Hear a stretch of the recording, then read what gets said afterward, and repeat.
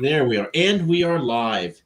And we have unpublished authors who have questions. And fortunately, we have someone here who's competent enough to answer them. And that is P.L. Stewart. P.L. has 4 books out already of his 7-book series. And he is also on Page Chewing Podcast with Taylor from Made Between the Pages. And he does 6 elemental interviews. That's correct, P.L.? Yeah, right. That's correct. Thank you, sir. You've really oversold me, though. You guys are published authors as well, so you certainly I'm not I'm not some expert. So, and if you saw the Twitter post, he is the nicest Canadian in the world. So, all Canadians are nice. That's what we're known for. But see, that's just it. You're the nicest of the nice. You see, so. Besides, I figure Canadians, they won't argue with me. They're too polite. So, I can get away with it. We have Dr. L. Logan, who was here last month and didn't have good enough sense to run screaming. He came back. What the hell were you thinking? Yeah. Oh, man. And you have your own channel, right? Yeah. The Novel Insights is my channel. Yeah, that's pretty much it. And you are working on 1 book, 6 books? How many books we got working in the...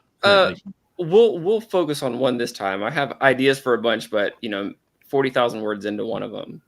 Nice. And last but not least is some Okie dude whose Oklahoma Hoosiers are going to beat the pukey orange coated Tennessee Volunteers tomorrow. Please make that be true. Britton, how are you? I'm doing well. Yeah, I'm Britton, also known as Some Okie Dude.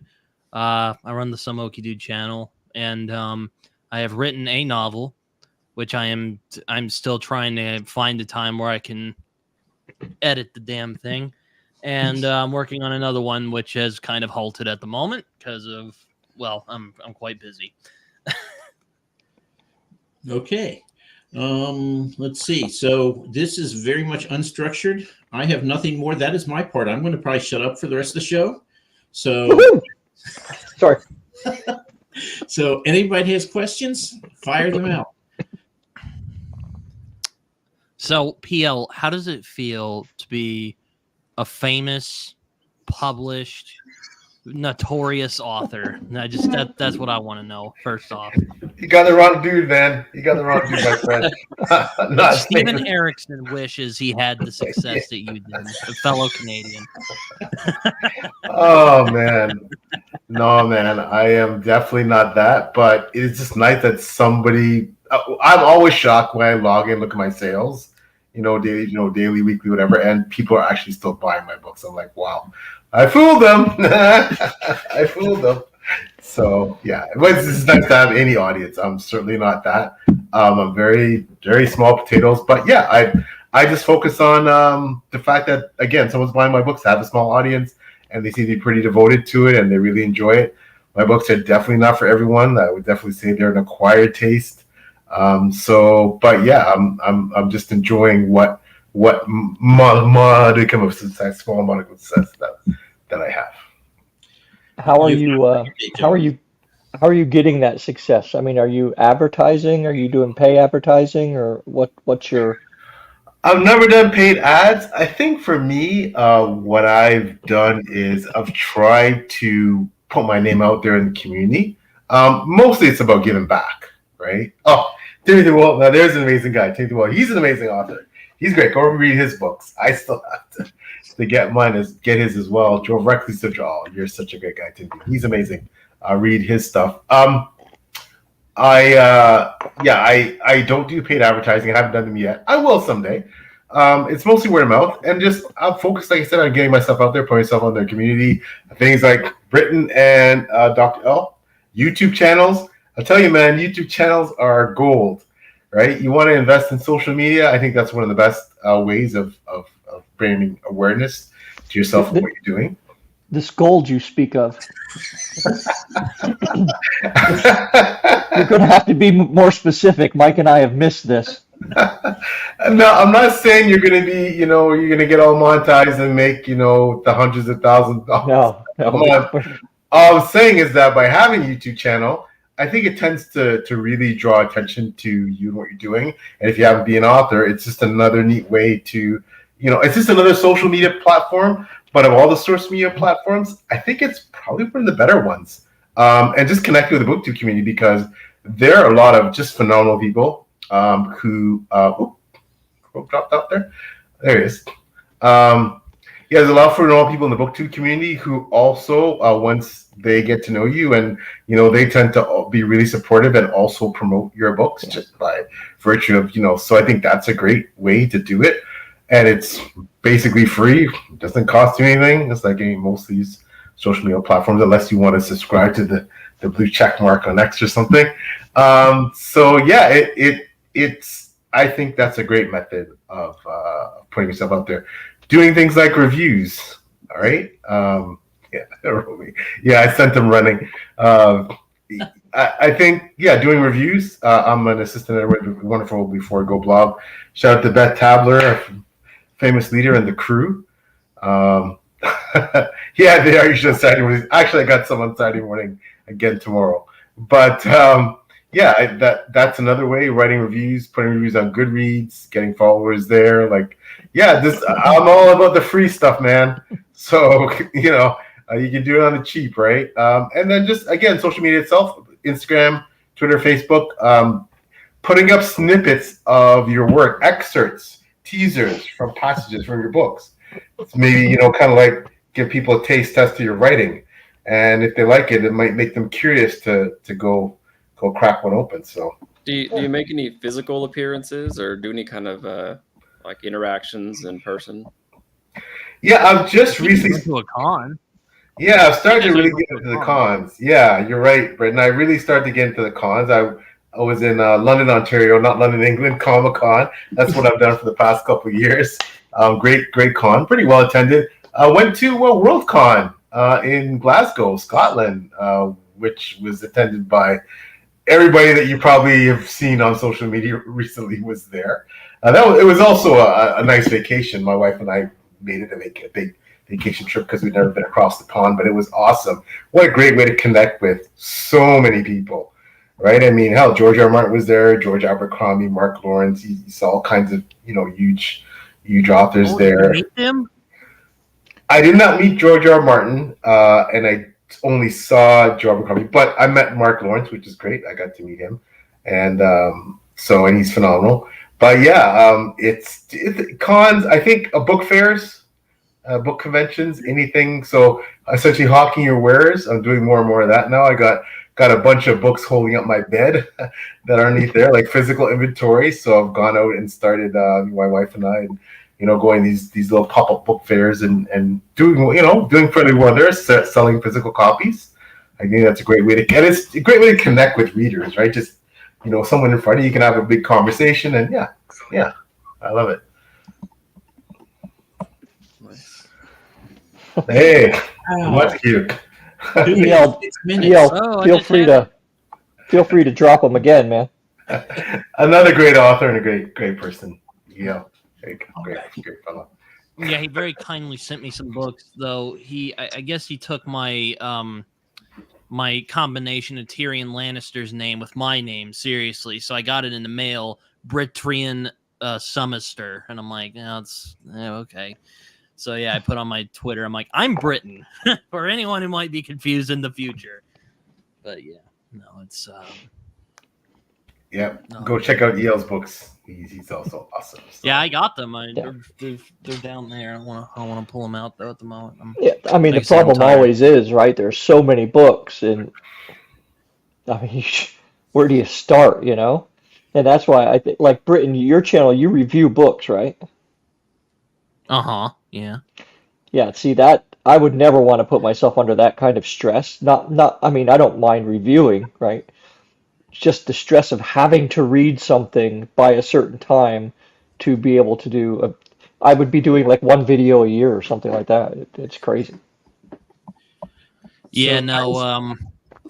It's not easy. I'll say that. But I just wanted to add, if you do Comic-Cons, this has worked out wonderful for me. My hardbacks, I wrap in a map and it's a wax seal. and I'm selling about the same number of hardbacks as paperbacks this year. I sold like 3 times as many paperbacks last year. I make more money per hardbacks, and this is a wonderful little trick.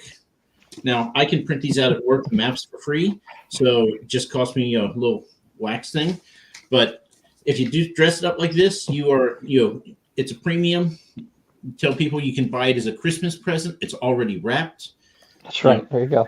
Re-sign it, assuming that I remembered. I may not have, but they won't know until they get home, and then it's too late. So, That's absolutely gorgeous. I actually got one like that from a fellow author. He sent me, he's kind enough to send me an article. I was like, wow, the wax seal. I mean, that's just so, that just speaks fantasy, right? Like it's beautiful. But that's beautiful, Mike. Yeah, that's a fantastic idea. It's a fantastic idea. So you can get those wax seal stamp things made with whatever you want on them for like $15. Yep. And then like a pack of crayons would be pretty cheap too. Just melting those things down. I guess you could use crayons. Yeah. I'll look a little weird when I go, can I get the kids menu with the crayon? I have 12 kids. Oh, that is awesome. I just want the blue ones. Yeah, I guess my thing is I'm not quite sure what I'm gonna do yet. I'm trying to take it small steps. I'm in the editing phase right now, but I'm like, oh man, should I do this self-pub thing? Because let me tell you, it looks pretty sexy. I don't have to waste 10 years of my life trying to which is not a guaranteed thing. Getting publishers to try and read my weird shit, and but then people are like, "Oh, you'll be throwing your career in the toilet if you self pub." So I'm like, freak. I would Philip submit. Chase seems to be doing okay. That is good enough for me. But we'll, I don't know. Who told you you'd be throwing your career in the toilet if you self pubbed? I would submit Will White for an example, a New York Times bestselling self-published author. I could just go on, and not to mention the people who started up self-pub and because they did so well, just blew up and went Travis Baldry, Legends of Lot, you name it. We could talk about dozens and dozens of authors. Do you guys listen to Joanna Penn? She's a British woman who's had a channel, a podcast for years, and her latest episode featured Sasha Black, who also has a podcast called the Rebel Author Podcast, which is quite good. Anyway, she was on this latest episode and talking about and being very candid about how much money she makes as an independent author, self-published. And she started out writing fantasy, and in the first few years, she was making 20,000, 30,000 pounds a year, something like that. She switched genres. British? What the hell? Yeah, she's British. Oh, she's British. Yeah. Sorry, I guess I missed that. She switched genres and now writes spicy sapphic, right? And she said the first month not the first month she did it, but the first month it really broke, she's regularly bringing in about 20,000 pounds a month now. So, I don't know how many authors who are traditionally published make that kind of money. Yeah, you'd have to be like Stephen King or like Neil Gaiman to do something like that. I don't know. My guess would be a small percentage. Yeah. Now, honestly, it's going to be a very small percentage of indie authors who make that kind of money as well, right? Mm-hmm. But going indie certainly doesn't mean you're throwing your career away. Yeah, especially you hit an excellent point, Ro. In the thriller and romance indie segments, next to a Monster Erotica lit RPG. You should absolutely do that, Tim. You know what? Do it, Tim, because you know what? My friends who write indie and they're romance and thriller writers, they make a lot of money. They're, if you want to make money, I think those are the two specifically for indie that seem to get a lot of traction. But yeah, I love fantasy. I'm not going to switch anytime soon, but yeah, don't let anyone tell you that you can't make money as an indie author. You can very much have a very successful career. But I think the word of the day now is hybrid, right? And toggling back and forth between different methods and modes of publishing. Stephen Arian, watch his stuff. Great traditionally published author. He has a YouTube channel. He gives you some real no nonsense, no crap information about the publishing industry. Didn't you self-pub recently? Yeah, he recently self-pubbed, and he's a pretty well-known traditionally published author. A lot of authors are seeing that. You know what? Mixing and matching is the way to go, man. It keeps you not only relevant and gets you into new segments of the reading population, but if there's something that your publisher, your traditional publisher, absolutely won't touch because we know that they write to what they consider the market, then you self-pub it. You already have your audience, right, and your readers. So I think there's a value in doing it that way. I think you could probably, and I think most of us probably need to, learn a lot about the industry by having that experience with a traditional publisher. It certainly wouldn't be a bad thing. But like anything else, I think, it's effort in, it results out, right? I mean, if we all took the time and, put in the effort to do the marketing that we know we need to do, as opposed to doing it the way we do it, we'd probably all be a lot more successful, right? So I mean, I'm trying not. I mean, I don't know. I've heard a lot of different things. So I don't know. I'm just kind of at that crossroads at the moment. Though I'm trying to take it one step at a time because, got to edit. Then I'm gonna, and also I'm like, oh man, fantasy is pretty popular and like science fiction is pretty popular in the self-pub, but I don't want to just do those genres. So I'm like, if I'm gonna do self-pub, I better be the Dan Simmons of self-pub. Well, without the reactionary stuff, or I'm not doing it. So there you go. There's a school of thought too, though, that if you do genre jump, you might want to do it under different pen names, and of course, if you do that, then you kind of have to start over every time you open up a new pen name. So, yeah, I mean, if that's what you want to write what you want to write. but hope springs eternal, especially when you're young. One of the biggest reasons I self-pubbed is because I was just damn old. I was old when I first started writing. So when you How old are publish you, in your Theo? 55. Okay. So when you publish in your 50s, you realize, okay, well, I got a lot less time in front of me than behind me. So I better get on this thing. And I didn't have, like, when you talk about spending 10 years to find an agent and query and then get a book deal, whatever. But frankly, you also have that time, right? Nominally speaking, as you said, all things being equal, you're going to be around. For some of us, 10 years is a long time. Andrew, there's an amazing book to read. The best Star Trek captain is Benjamin Sisko. Yes, it is. Great, you're going to be invited back every month now. I don't mean to shut out Dr. L. Logan, you got anything for? no. Oh well, I was looking for something, I couldn't find it. I want to bring something to this conversation. 'Cause I really came here with two questions, and I figured this is a good time to ask one. Well, now I have a third one because PL said something earlier, and so PL, first I'm gonna ask you this: whenever you get a chance, let me know, be either now or some other time, where the indie thriller, self-published thriller action is, because I'm more of a thriller writer, and so I love to get more into that, because the indie fantasy and the indie sci-fi and the indie romance is easy to find. Like self-pub is easy to find those categories or genres, but the thriller I haven't been able to find as easily. So if you got some people, please let me know. I found some. Don't get me wrong, I found some, but I'd love to find more. But no, my main question I wanted to ask is, and I looked for the book, but I couldn't find it. But there's a book called Normie by an author named CSM, who recently serialized his book through Substack, and then when it was all done, published the hard copy, the physical copy on Amazon.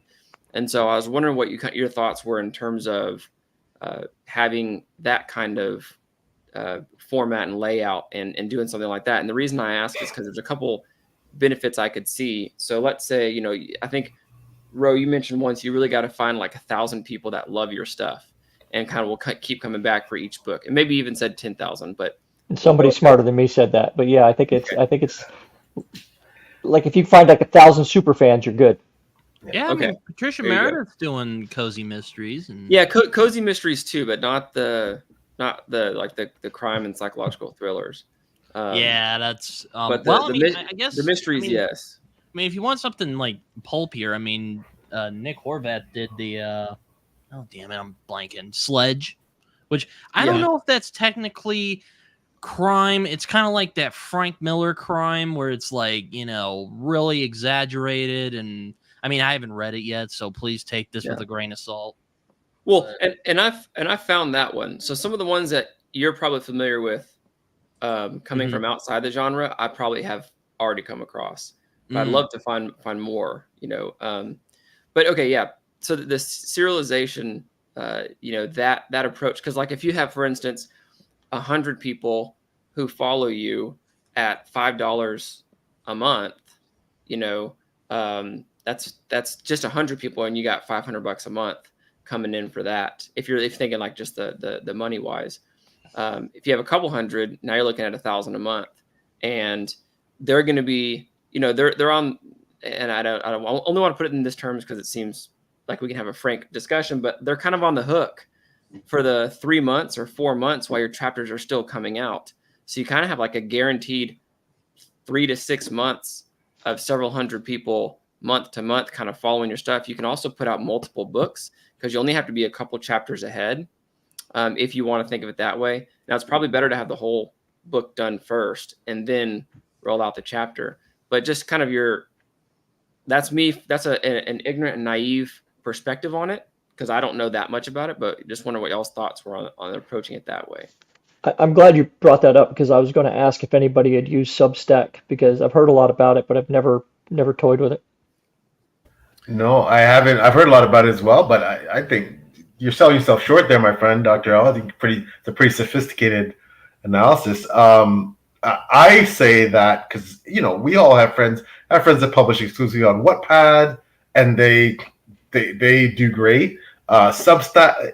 To be honest with you, I don't think there's a wrong way that you can publish. I don't think there's a wrong methodology.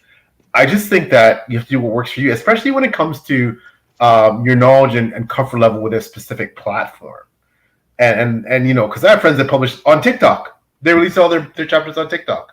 Mm-hmm. Okay, well, that's not me, man. That's not me. I know nothing about TikTok. That's a platform I totally avoid. That's just not my thing, but they do really well. Yeah. Right? So I don't think there's a wrong way to publish. I think that as publishing continues to evolve, and it's evolving so rapidly. It's like a Patreon type of thing, except it's like a blog at the same time. So it's like if a blog and Patreon had a baby, So that's Substack. Yeah. Well, and Alex and EL both brought up great points, which is, yeah, the readers are on the hook, but so are you. If you don't have the book already written, then you're also trying to stay a couple weeks ahead or a week ahead and have to, which time pressure can, you can lose followers or subscribers if a life event comes up and you don't put it out the next week because you said you would. So I get that. I'm just wondering if maybe it's another platform for like another type of book. And I'm assuming this, a large, long doorstopper fantasy may not be good for serialization because it's like you're like 2.5 years and then you'll finally get the end of the book. Whereas maybe, your 200 to 250 page book might be a little more, I don't know, better suited for that format. So, yeah, I mean, that's my thing. I wrote a well, I usually go by page count. I know a lot of people say usually you're more paying attention to word count. It's like 80,000 words, so I'm like right on the cusp. But right on the cusp for what? like novel length, where like people are like, "Ah, yes, that's technically a novel." Whatever the hell that means. 80,000 is way beyond the cusp. Yeah, It's a good you're size. not. Oh, anyway, it's like 256 pages. I'm like, I'm pretty cynical about my chances of that being traditionally published. I could be surprised though. 80,000 words is 250 pages. 2 questions. How big are your pages and what size is your font? Well, I'm on. Are you printing this in about- agate? I'm talking about Google Docs here, so take that with a grain of salt. All right. Okay. So, those are full 8.5 by 11 then. Okay. Right. Yeah, but you're probably closer to like 320, 340 pages if you did it in an actual book. Okay, that's Yeah. not bad. Another couple chapters and Mike won't be able to read it. Exactly. Past 500. But it's not. I'm saying it's not a door stopper though. That's because No. I didn't want to make a door stopper because I'm like, God, if I made a door stopper, like, I don't know if people are gonna read it. Well, people probably will read it. There are readers who are far patient than I. Oh yeah, there are people who love that. All right, Andrew's asking PL, what's the best way to interact with reviewers? How is Andrew Wizardly Weeds, one of the best booktubers I know, asking me who's about Andrew? Andrew is a pro. Andrew's a wonderful human being. My favorite booktubers out there. Just a great guy. And I'm just, why is he asking me this? Because he's a professional, man, and he might know the answer already. He's just asking for the benefit of everybody else. Well, I appreciate that, Andrew. You boosted me, but I love you very much. So interacting with reviewers, interact with authors, interact with anybody. One thing, actually, we were talking about this, Taylor and I, last night on page 20 when we were interviewing Bryce, is that the best way to interact with anyone is get to know them, find out what they're about, find out if you guys vibe, and then ask them. I am seriously at that point in my life where, because maybe again because I'm old, getting rejected is not as nearly as scary anymore as it was before. So what's the worst someone can say is no. So I remember sitting there when Taylor and I were interviewing Tad Williams for Patreon. I was like, there was a point during the interview, I was like, this is freaking Tad Williams, right? And really? I had contacted his wife, who's lovely, by the way, and she's kind of like his publicist, and set up the interview. But the guy was like the nicest, sweetest, most genuine, warm, engaging person you ever meet. And it's like, but I'm thinking like, okay, well, but it's Tad Williams. But it's Tad Williams, and he still puts his pants on the same way we all do. And you learn quickly, as you continue to do more of these, is like, these are people just like you, man. So, just be genuine, be yourself, be honest, be punctual and responsive when you do. But yeah, just be yourself, man. that's my advice.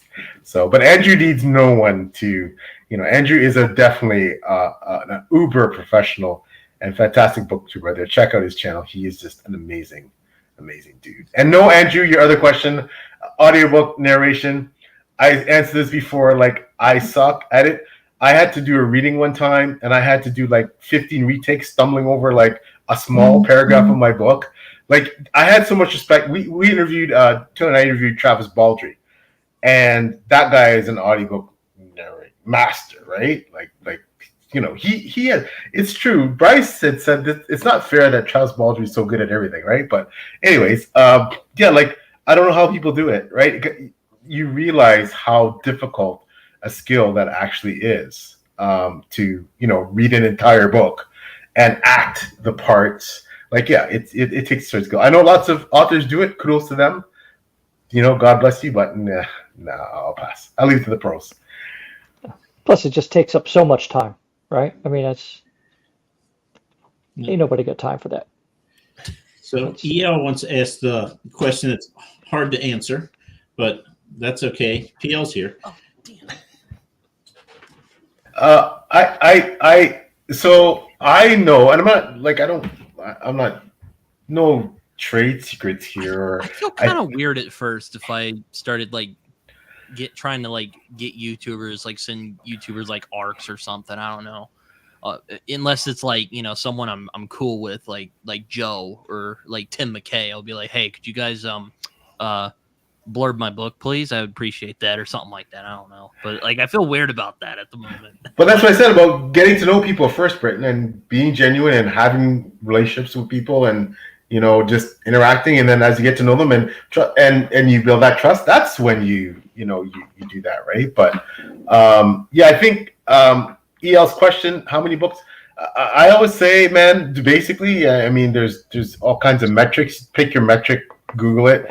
But I say if you've sold 10,000 copies of your books in whatever time frame, I think you have some kind of success, right? Like you're at the starting block, right? If you can say you sold 10,000 copies of your books in your however long you've been writing, and I'm not saying necessarily how long you should be taking to get there. I'm just saying if you sold 10,000 books, I think you're in the starting block. I think you're in the conversation of you know, at least sales wise, having that sales number.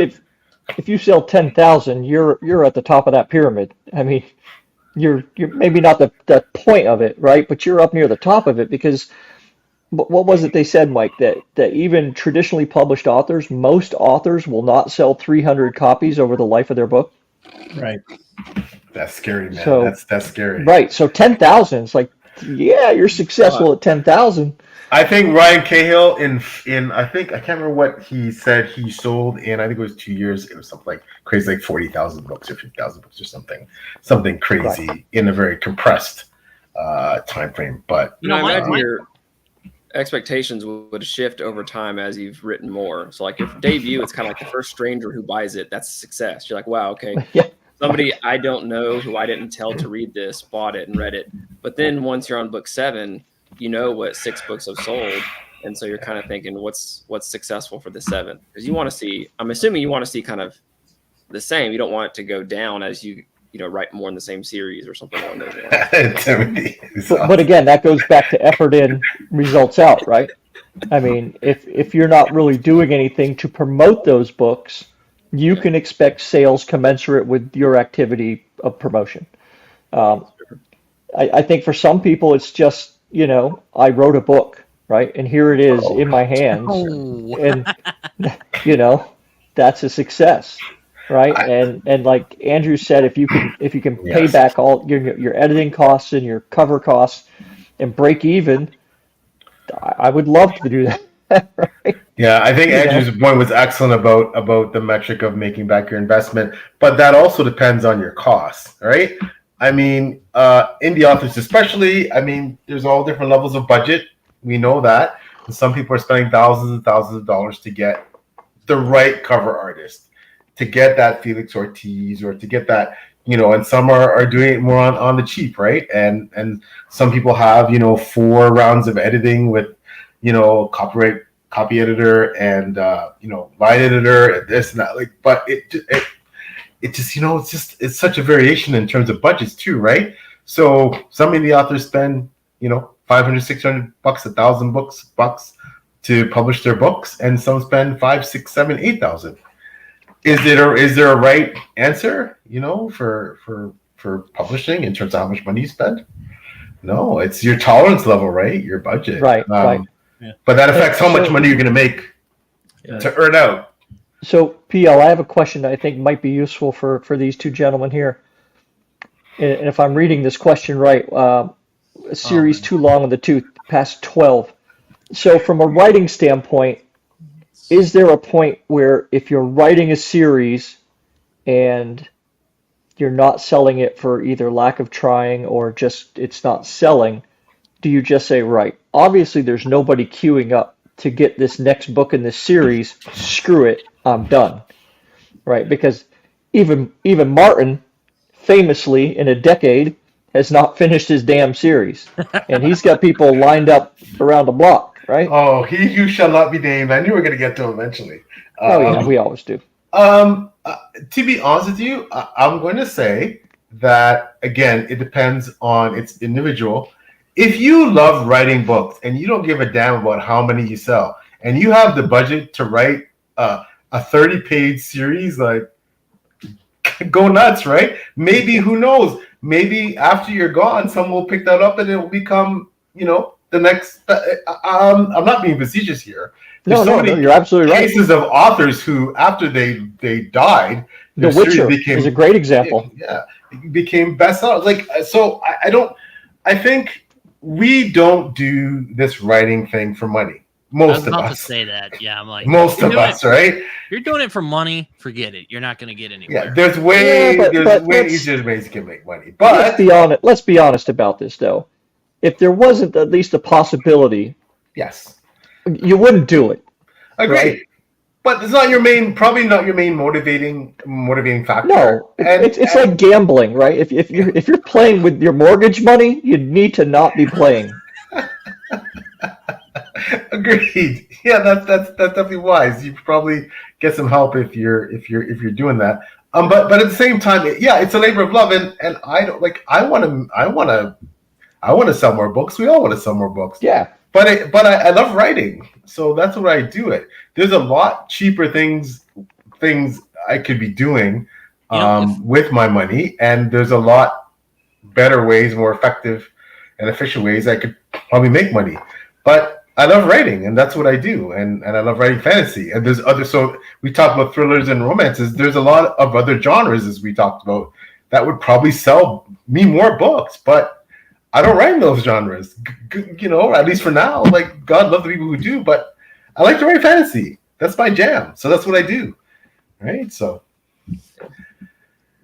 and Timothy Wolf brings up a good point here. The best way to help sales for your first book is to publish your next one. Yeah. Chef's kiss, Timothy. You got it, baby.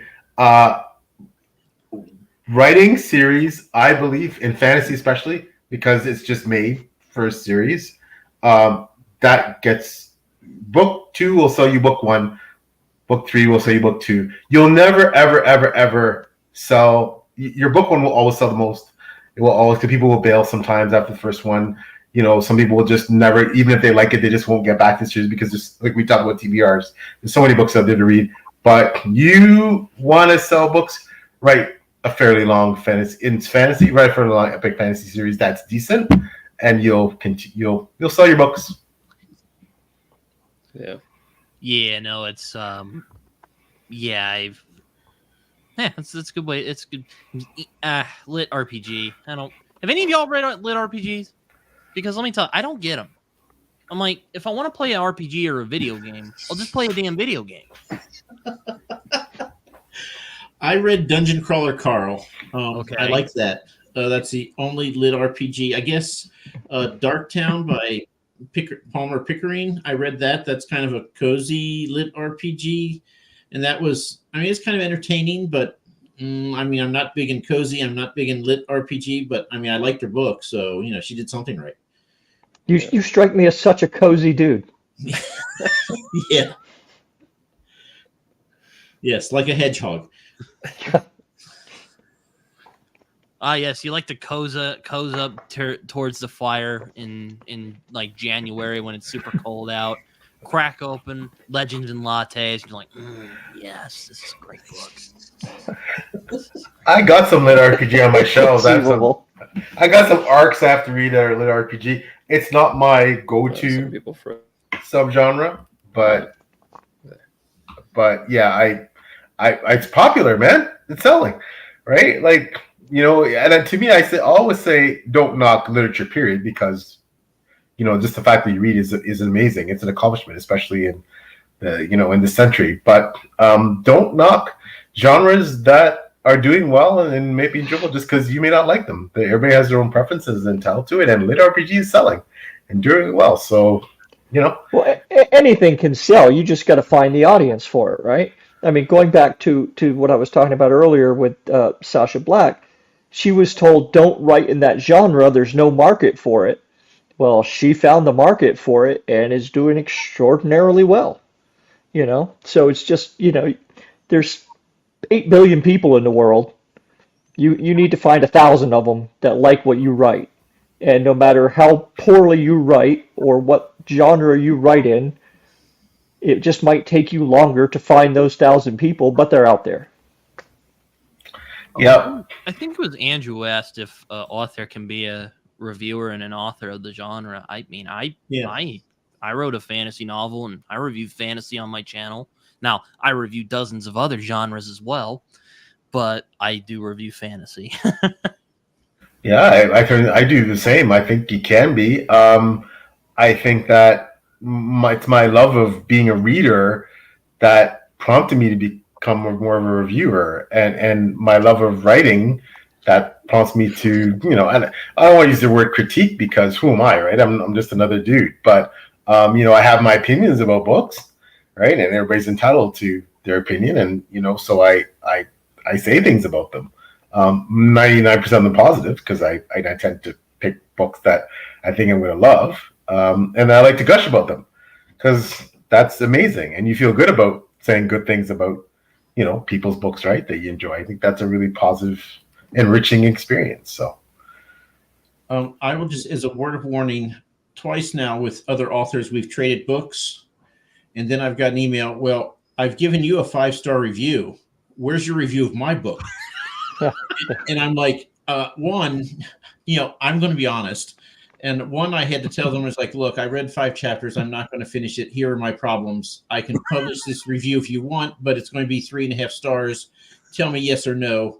And they said, don't publish that. It would ruin my average. I'm like, okay, fine. But, and then I would be honored if you trashed my book, Mike. I'm going to let you know right now. well, if you just went, A Plague of Nightmares is absolute trash, I will be like, this is great. That's what's called, Plague of Nightmares? oh, nice. I like the title. Man. I almost will buy that off the title. That just sounds all right. cool. I'm glad to hear that.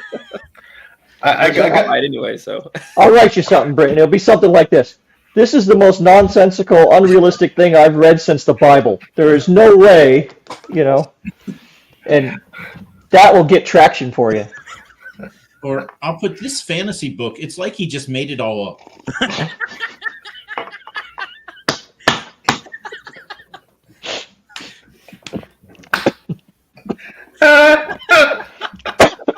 I'm really glad I didn't spit that all over my keyboard. Yes, Oh, man. I have been successful. Oh, that's awesome. That's That one awesome. landed, Mike. Amazing. One. But Now, I will say, I do think my book is pretty good, but, I might But you're be going to a little find biased. somebody who doesn't like it, man. That's Yeah. fair, yeah. I just recently got my first 1-star review, and the dude obviously did not make it through the first chapter. There was something he didn't like in the first chapter, which it's grim, but, and he actually used the words, "This is not realistic." Dude, you got your first 1-star? You're doing Yeah. amazing, bro. You got your first 1-star? Wow. Dude. I'm pretty happy about it. But, I mean, it was very obvious reading it that I could tell where he stopped reading. And it was, I think it was the first, maybe the second, but I think the first chapter. Yeah, definitely the first. It's like, this is unrealistic, It's like, dude, it's a fucking story about the magic is in the title, Yeah, it's going to be a little unrealistic, but whatever. Yeah, and I saw the Bearded Book Beast, another BookTube channel, has these kind of daily questions where he puts up polls and has people answer, and a lot of it's about reading fantasy, and so it's kind of your favorite this or that. And what he put one recently up there was about your favorite kind of ending. And so if you see the split, the majority or the largest representation, I don't know if it was the actual majority, but was like a twist at the ending. But then some people liked the good triumphs evil, all the way through and wrapped in a bow, kind of nice ending. And then some people liked the cliffhanger ending. And so it's one of those things where if you just look at that distribution, if you give out 10 copies, odds are 3 or 4 of them are not going to like your ending, or like your ending's not going to be their favorite. And so it's kind of one of those, that may cost a star, because some people, the ending is everything. And then some people, the ending doesn't make or break a book. I think Kevin Toll Reads just posted a question, does the ending make or break or ruin a book for you, that kind of thing. And so you put out 10, 20, 30 books, and you're going to find people who will dock you stars simply because it wasn't their choice of ending. The main character wasn't their favorite fantasy type of character, stuff like that. And so that's an average, maybe good. I don't know. But maybe a median might also be helpful. I don't know. But yeah. Beauty of indie, man. Write what you want. Write your ending the way you want. Write your beginning the way you want. Throw out all the rules. Throw out all the literary rules that you learned in creative writing class, or if you took formal writing in college or university. Throw them out. Just do your thing. It's the beauty of indie, man. My first book ended on a cliffhanger. I remember people said, "How could you end your book on a cliffhanger?" Because I wanted to. I thought it was kind of cool. Some people loved it. Some people hated it, just like Also, Dr. L said. You wanted to get people to read book 2. I hear you. I see what Yeah. I kind of want to do it almost, have book 1 and 2 almost like a duology within the broader series as well. So, but I think the final book of your series has to have everything wrap up, right? Whether or not people like the way it wraps up, that's up to you. But you need to tie up all those ends. Unless you're leaving room for another series to follow on to that, but it's got to be satisfying enough where people can put it down and say, "Okay, good," right? Yep, exactly. A good example. Have you ever watched How I Met Your Mother? I've watched a couple episodes. None of you have ever watched this freaking show. It was on for 9 years. I said I watched a couple of episodes. What do you want me to say? Britain was probably like 8 when it started. Okay, all right, fair enough. Anyway, if you go on YouTube and just type in How I Met Your Mother ending, it's very divided. Some people absolutely despise it and say it ruined 9 years of their life, and other people think it was okay. It was, it was perfectly good. So, The Sopranos. Sopranos. You guys watch The Sopranos? No. Okay. Did you like the ending of the whole series? Did you like it? I think after you get over the initial what the hell, it makes sense, is what I kind of came to. Because initially I was like, what the hell was that? And then I'm like, okay, this makes sense. Because, Yeah. I think he died at the end. Don't argue with me. I agree. Yeah. But the ambiguity was awesome. Yeah. It's also... So Go ahead. sorry. No, please go. I was going to say, yeah, that's the thing that kind of scared me off from writing for a little while. I'm like, oh my God, there's so many things you got to do. You got to keep the tone right. You got to do these, dialogue thing. What the hell is, oh fuck.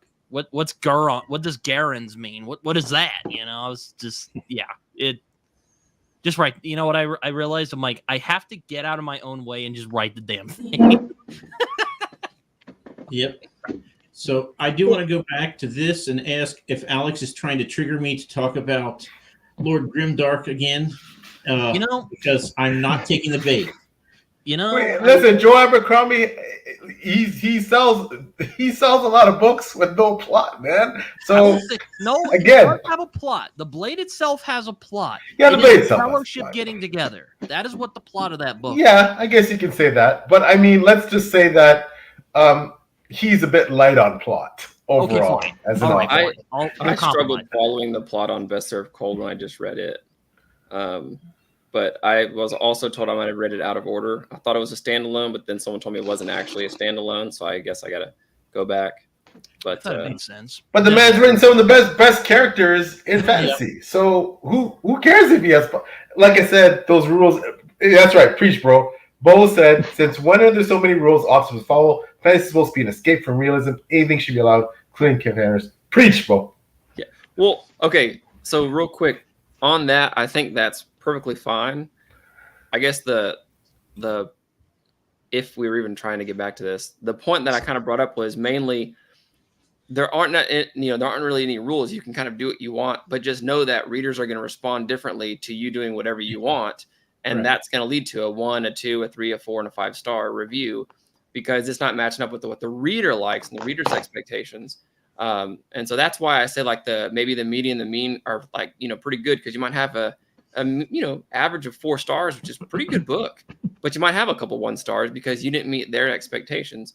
It's kind of like if someone randomly picks up a fantasy and they don't ever read fantasy and they read this like this was crazy, 2 stars, 3 stars, it was okay. Yeah. And then it's not their typical, especially reading out of genre. You can get doxed just because it wasn't or like Rose said, they didn't really read the book, but they're still. Yeah, I watched a video from Tori the other day talking about I don't know. She was, or well, I do know, but she was talking about, people who complain about books not wrapping up in book one.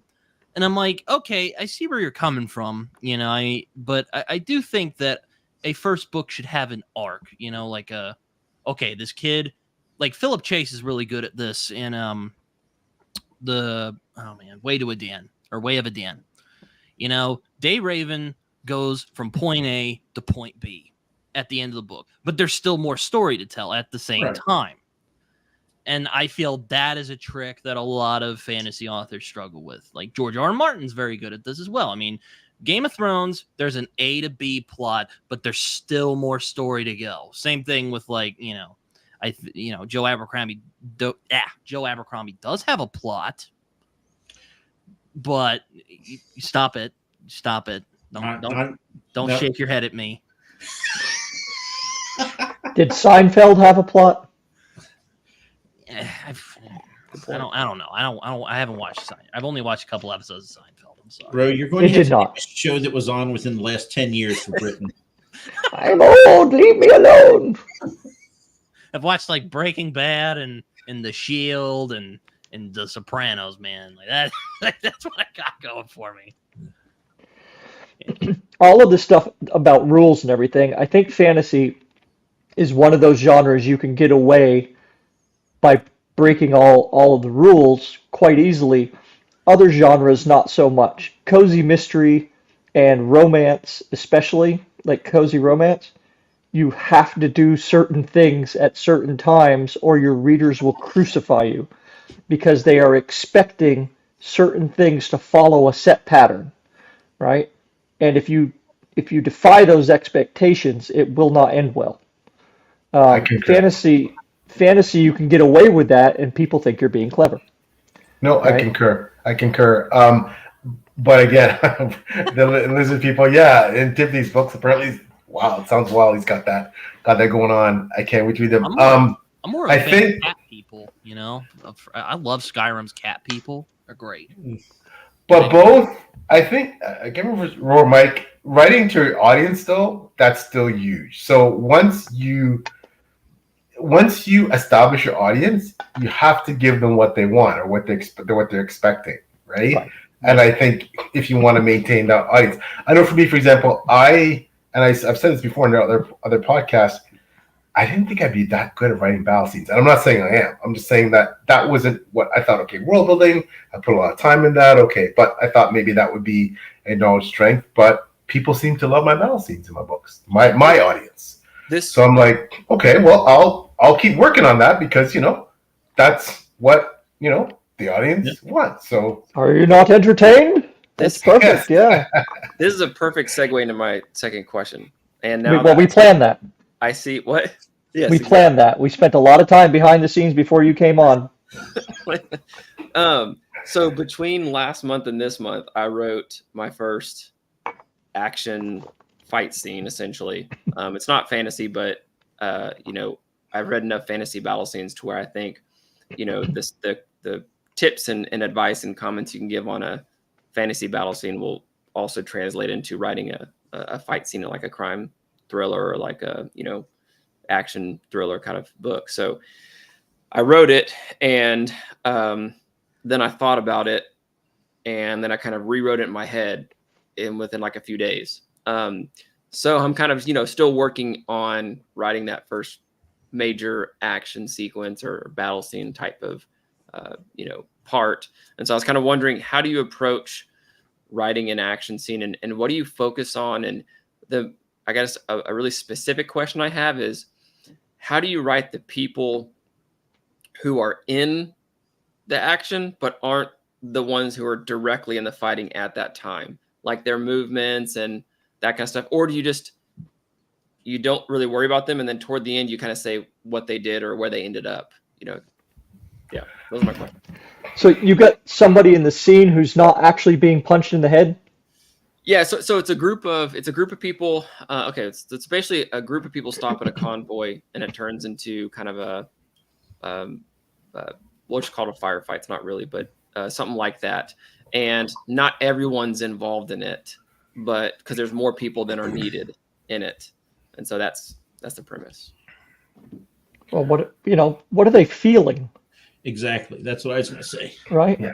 Okay. Yeah. Because I mean, you don't want to do he punched him in the stomach, then he punched him in the head, then he punched him in, no one cares. But what it's what are they feeling? Are they excited by this? Are they horrified? It's always about the characters at the end. I mean, what are they? So character focus. Yeah, like emotionally, not like, ow, that really hurt. Unless you're doing a satire, then, or if I'm punching you, then you're like, oh yeah, that didn't really hurt, but I'll say ow anyway. But if you're looking for the realism, the actual, so my buddy Miles / Christian Cameron, shout out to Miles / Christian Cameron, amazing author. He does a feature as well on his YouTube channel, Writing Fighting. So Miles Cameron is a reenactor of ancient combat. He's traveled all over the world. He reenacted some of the most famous ancient battles ever. So watch his channel for the mechanics of fighting. I went to his house sword in time, and I got to fool around with some of the swords and stuff. But he writes masterclass. Miles / Christian Cameron. He's a very prolific author. He's written historical fiction, fantasy. He's a best-selling author. Yeah, fantastic guy. I think when it comes to action scenes, my comment is it's all about the build-up being big and the action being small. Yeah. So what I mean by that is that you hype this thing up, man. You get that tension. You get that sense of things are going to just get effed up, pardon my French, right?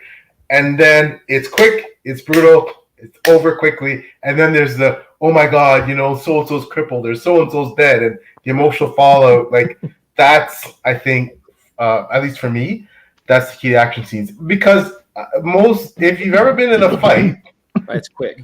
It's quick, right? Most fights don't last long, right? And confrontations are often brutal, bloody. Both people get injured, but someone's injured really badly or dead. And that essentially is a fight. And if you stretch that over into a firefight or a sword fight, it's just the amalgam of these little scenes within that overall scene that they're all these short, quick, brutal battles. Guy comes up, boom, guy gets shot. That's quick, right? So that I think that's action scenes. I think should be big build up, but then short, brutal, actual confrontation, and then the emotional fallout. Emotional build up, quick and bloody, emotional fallout.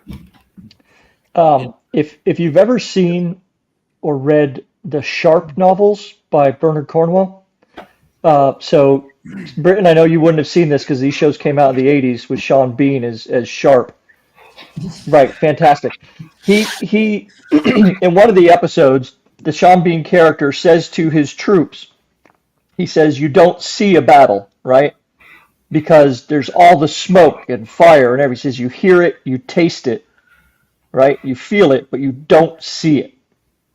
And if you have so I met my wife at an English Civil War recreation battle, of all things, okay? English Civil War was in the 1640s, right?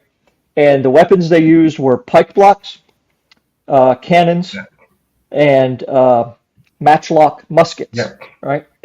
So we're in a field. There's like 2,000 reenactors at this thing. And the first day I was on a matchlock, right? So you're like...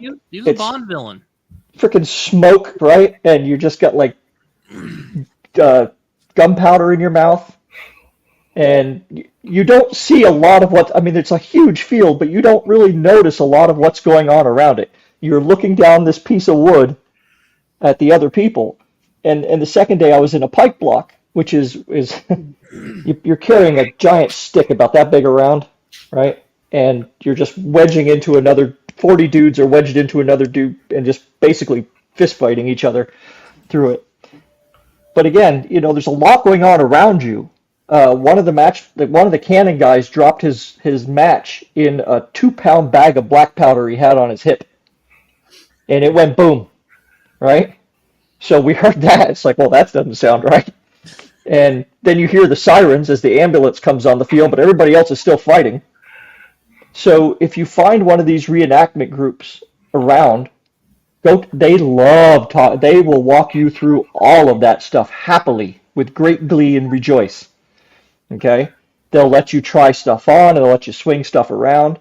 But that's a great way to get a feel for it and to see that that will probably help when you're writing the scene, depending on what time frame it is. If you're using actual weapons, go to a gun range. Yeah. There is something about putting out an AK with a 30-round magazine and just letting go on full auto. That is just a lot of fun. Yeah, that's great advice. I just want to quickly big shout out to Bernard Cornwell, one of my favorite authors, one of the best combat, especially ancient combat writing authors ever. His Warlord Chronicles are my favorite trilogy. Period. I mean, my favorite, one of the Rings, and the Saxon Chronicles, better known as The Last Kingdom, probably my favorite historical fiction novel. I also want to say, series. But I also want to say as well that if you have never done martial arts, if you haven't been a lot of competitions, if the action is firearms related, go to a range, right? Learn how firearms work. And beyond that, I say for your writing, do some research on the human body, human anatomy, injuries. What happens when someone hits you there? What happens if you get hit with this particular weapon there? What happens if you get, a blow to this organ? What's your chance of survival? If you got friends that are in the medical field, pick their brains, right? Because, in terms of the realism aspect, we all complain. It's fun to watch when your hero's got plot armor and he gets stabbed a million times, and gets back up and runs and kills a million people. Like, we all know that's not realistic. Yeah, get some medical. I was about to say that, Tim.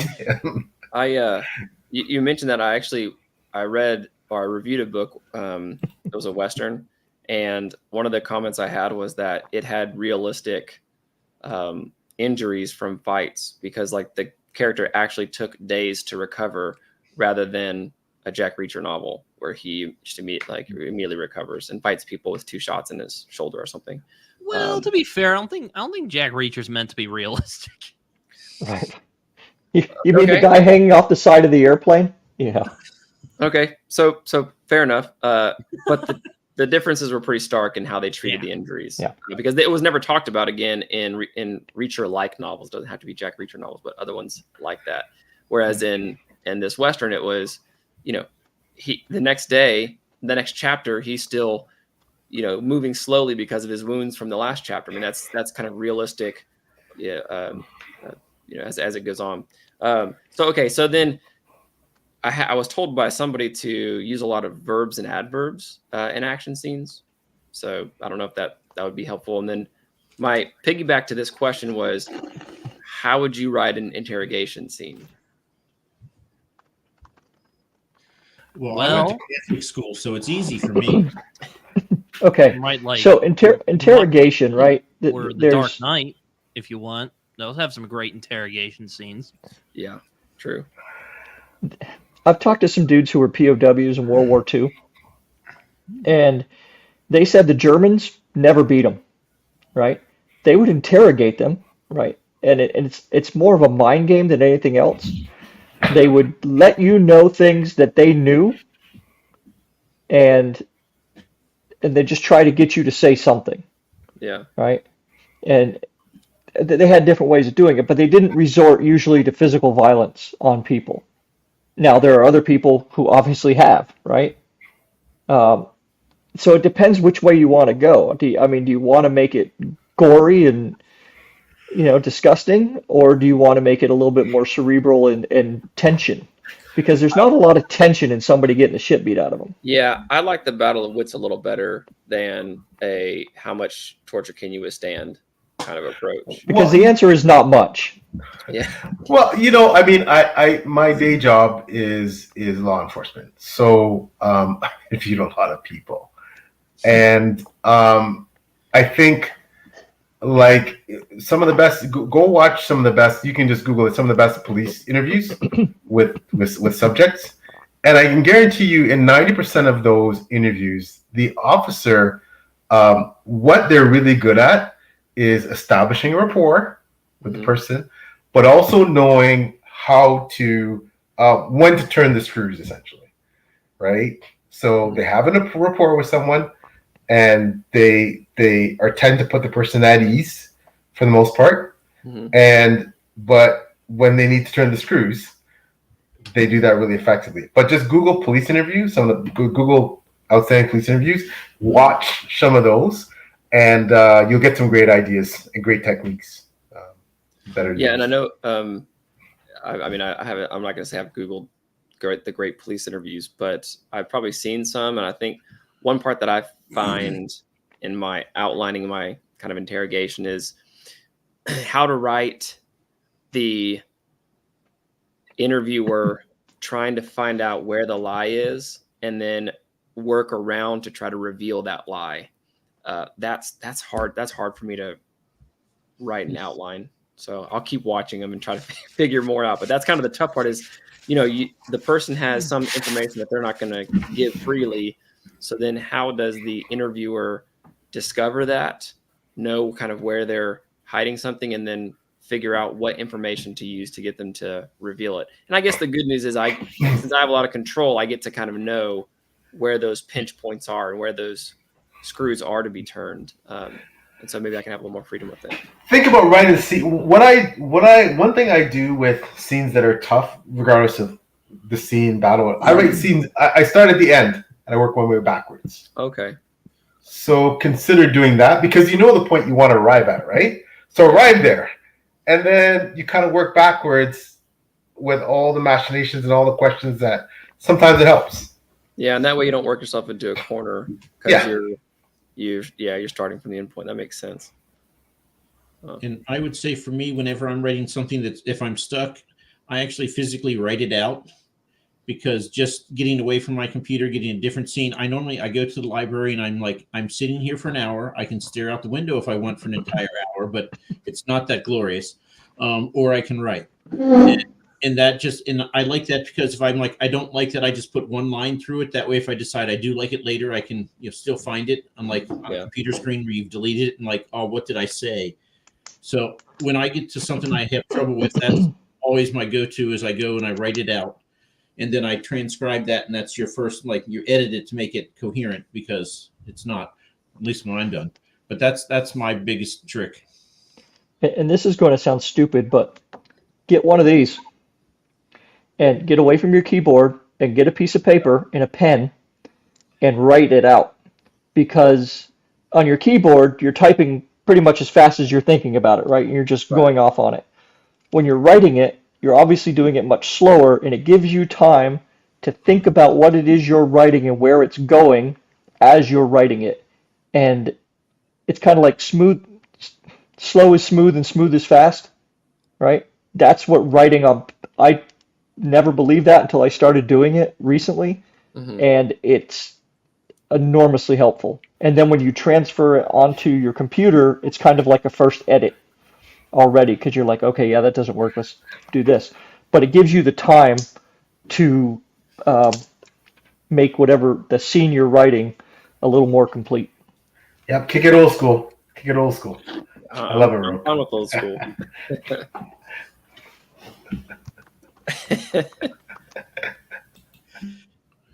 Yeah, I can confirm. I'm in a creative writing class right now, and let me tell you, I am not a fan of free writing. He'll just be like, "Here's what we're gonna do. Write for like 10 minutes, just whatever." And I'm like, "What?" Because I like to think about things before I write them down. Drives me nuts. I like the teacher though. I used to have a Patreon, and one of the things I did is I would write. It was like an hour-long story, right? I would go to a random line generator and just take a random line, and then I would give myself 1 hour, a timed hour, and write a story based on that line. Sometimes it ended, sometimes it didn't end, right? But that's a kind of a fun writing exercise that just, forces you to think about something else, right? Because it could have not have anything to do with what you're working on in your whip, Hmm. but it will help you look at things differently for concentrating on something else for a bit. Yeah. Yeah. Sometimes that can help sort out your thoughts, especially if. Well, I have read a Sharp book. It's the technical first one called Sharp's Tiger because the Oh yeah, chronology is insane. right, yeah. Yeah, get on to the rest of them. Sharp's Tiger was good, but the rest of them Yeah, are where the absolutely near the outstanding. news. And read Warlord Chronicles, the trilogy, the Arthurian trilogy, and definitely read the Saxon stories. Uthred, fate is inexorable. So I got a good question. I know I don't know. I know you guys probably aren't really necessarily like dark fantasy writers. I mean, PL, what would you call your fantasy series? My fantasy's been called grimdark, but I think I like the best description of my series is as psychological grimdark. So like my character is a messed up, flawed, you know, Mm-hmm. guy, right? He's got lots of issues. He's bigoted, he's homophobic, he's misogynistic, he's colonialist, he's you name it, right? All the isms, He's all right? the isms. Yeah, and so you're in his head and it's first person and you he goes through this journey and you have to, I mean, for some people Timothy doesn't consider grimdark. You know what, Timothy? And I respect that. I think that people are much more able to digest blood, gore, eviscerations, beheadings than they are able to digest some of the themes in my book, honestly. And I get it. I get why. But yeah, so I think that's the dark aspect, like the darkness of the human soul, like that kind of darkness. That's how I categorize my book. Well, I mean, I guess what I'm trying to get at is like I would say I would call my book a dark fantasy. I am not trying to do grim dark because it's not like gritty or anything. Like, don't expect a Joe Abercrombie. It's more like I don't know, Michael Moorcock type of thing where it's kind of, well, it's not as weird, but you know. But how do you like balance that tone? Like, how do you like make the setting kind of a grim place without it being like a Game of Thrones or First Law clone? I don't know. I would say write what you like. That seems uber specific. I'm sorry, but I'm just kind of I'm curious now. I mean, if you're telling the story, write the setting that it needs to have. I mean, I would not worry about it. Right. And yeah, you just mentioned the two authors that'll get me set off, but so we're not going to go there. I think I like the term realism, right? So, you know, if you drive in any major city, probably in the world, there's going to be affluent places with pristine, big houses. Is going to be slums. So write both. You know, like write a setting that's realistic. The slummy part will. I mean, there's darkness in the affluent houses. There's darkness there too with people with all kinds of issues internally with people there, right? There's corruption, there's all kinds of things in the rich quadrant, but write the slummy, you know, creepy, you know, dark alleys too, and write both of them and balance it because I think that's what the world and life is about. I think that is realistic. That there's lightness and dark in all aspects of a world, and you bring them out. If you bring those out, I think you've written a well-rounded story, right? So if the rich, good-looking people have lots of family issues and they're corrupt and they have like that, you know, and if the poor people who can't, you know, can't put their next meat on the table are really good and are really striving to be good people, like those are, you know, those are things, and vice versa, right? Those are things you want to write about. All right, then. All right, Mike, what do you think? Are there any other questions outstanding? Well, my 2 were answered. Well, 3 now, but all answered. It's good stuff. All right. thank you, Dr. L and Britton and PL. Thank you very much for coming out tonight. These are proving to be, I think, one of the things that we do that people kind of respond to the most. So you guys are you've brought in more viewers to the live than we've ever had before. So yay Nice. you. Thank you very much. That's Yay good. us. Yay us. Yeah. No. Yay us, man. That's a team effort. It's a team effort, baby. And thank you to all the people who have watched Yes. or are watching this right Love you now. guys. And if you haven't hit the like button and the subscribe button, please do so. We are still 180 or so away from the magic 500 that is going to be required at the end of the year for Mike to get a tattoo on his head. All praise the algorithm. Oh, that's I'm really looking There- forward to Mike getting the tattoo on his head. Oh yeah, that's awesome. That's You awesome. can make a number of Gmail addresses and just make YouTube accounts and then subscribe. Just saying. People keep saying they're going to do that, but no one has gone through the motions of doing Right, it. exactly. And Mike and I, if you look at the prep that Mike and I put into this show, you know damn well we're not doing that. Oh, that's awesome. I'm trying to get to 500 subs right now, so there you go. There we go. And check out We're not- Dr. L's channel. He's got some good stuff going on over there. Hey, I got 89. That's Yeah, pretty get good. into 100. Slow what's but your- steady wins the race, man. Slow but steady. All right, let's just go around here real quick. Dr. L, what's your channel called? It's called Novel Insights, and I do primarily book reviews on self-published and indie books, and then I do some, here's the books I got and big sales and stuff like that. Yep, that's it. Okay, and Britton? I am called Some Okie Dude, so OKIE, because one time I was at a library and they thought it was Some Okay Dude. So, no, not that. Some Okie Dude. All right. So you're not okay. I'm not okay. Not if you're doing this. And PL? The John Kingdom Saga 7847. Just left the number on there just to be different. Interviews, book reviews. But you're gonna have to go through that slowly enough where I can type it. The Drowned Kingdom Saga 7847. And you are on Page Chewing Podcast and 6 Elemental Interviews. Yeah, that's most of what I do. So See, when I see a name like that come up on my Twitter, it's usually some woman who has no intention of actually following me that I just need to block right away. That's kind of weird. But all right, you do you. That's fine. So are there actually 7,486 other The Drowned Kingdoms out there? No, that was actually an old batch number that I had. So I all right, okay. wrote it on there. Yeah. Where can EL buy a hat? Thanks, EL. Don't sell them anymore. I did at one point. I gave some away. Andrew Wizardly Reads. My PC has one. I don't have any. I don't know if I have any left. I might have some in a box somewhere. But Get a start a merch store, man.